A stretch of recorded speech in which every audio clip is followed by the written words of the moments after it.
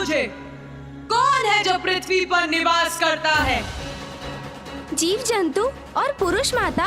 और अन्य सभी, उनका क्या स्थान है रे? सभी देव तो अपने अपने लोक में विराजमान रहते हैं और अन्य सभी भी माता।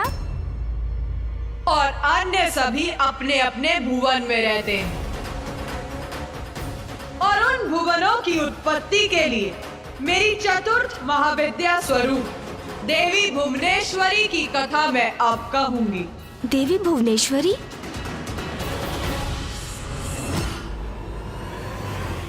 मेरी महाविद्या का चतुर्थ स्वरूप देवी भुवनेश्वरी। ब्रह्मांड की ईश्वरी है हम।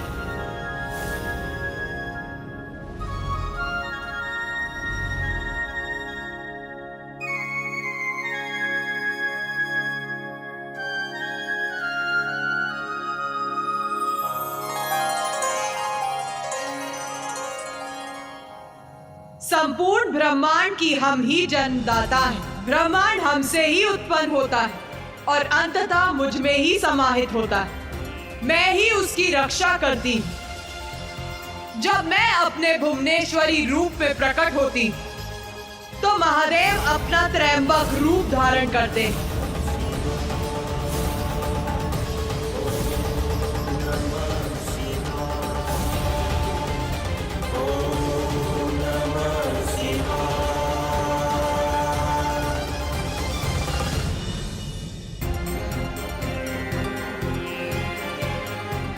प्रिय, अभी समय आ गया है। अपनी भुवनों का निर्माण कर सभी देवताओं, ऋषिगण, अन्य सभी प्राणियों को अपने अपने भुवनों पर निर्धारित करें।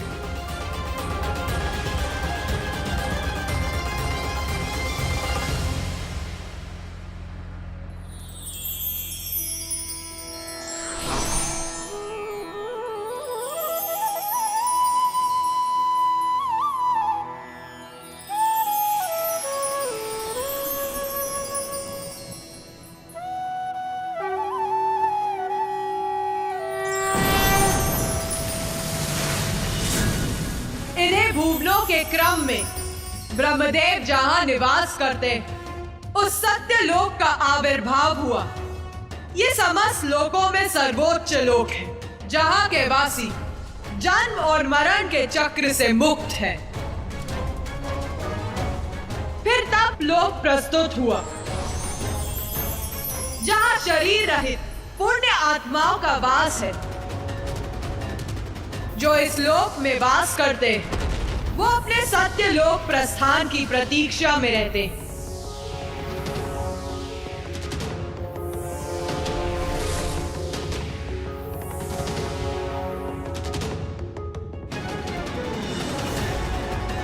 फिर ज्ञान लोक प्रस्तुत हुआ,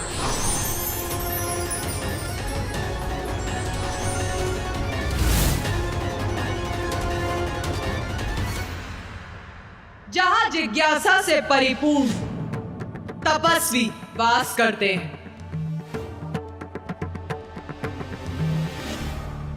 उसके पश्चात महरलोक का आविर्भाव हुआ,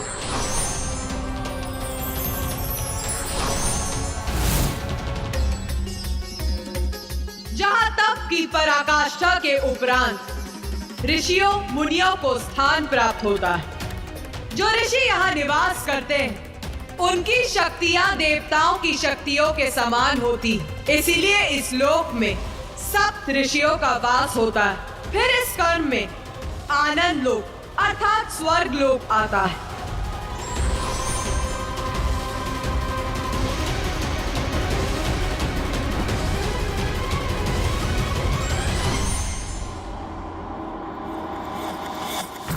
जो देवताओं और उत्तम पुण्य कर्म करने वालों का निवास है।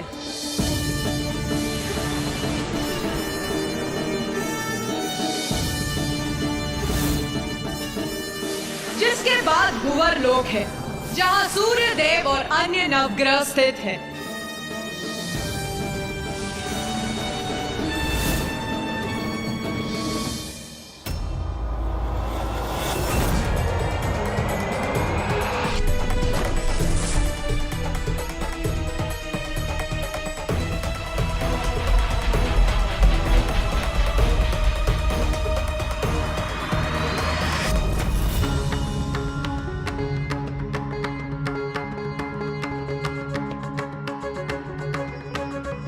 लोक के पश्चात मनुष्यों और मृत्यु लोक के अन्य प्राणियों के लिए भूलोक है।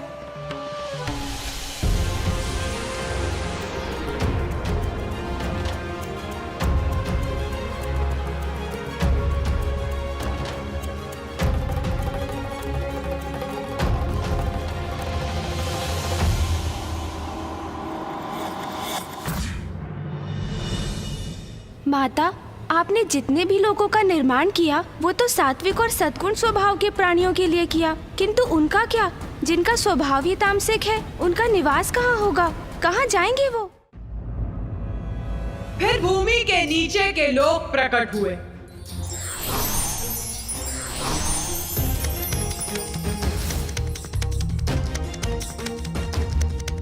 इसमें सर्वप्रथम है अतल लोक।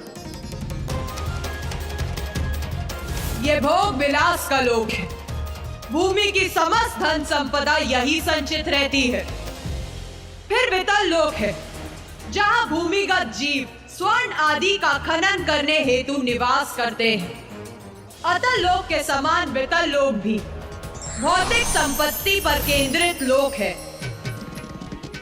फिर असुर राजा बलि द्वारा सुतल लोक का आविर्भाव हुआ।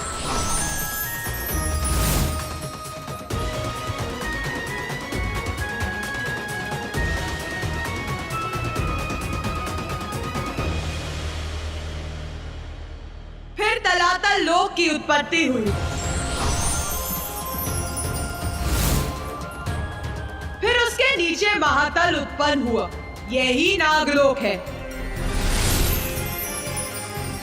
जहां नाग पुरुष और नाग कन्याओं का वास है। फिर उसके भी नीचे है दानवों और दैत्यों का लोक, रसातल।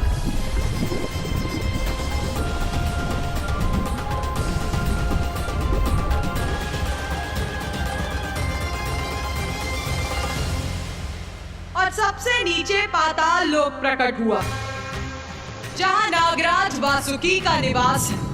यही सभी अन्य भुवनों का आधार है।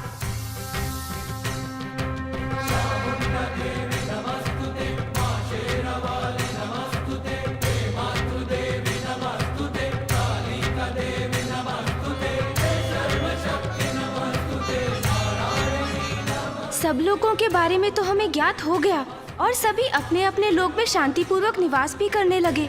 तो फिर माता के अगले महाविद्या रूप का क्या उद्देश्य था?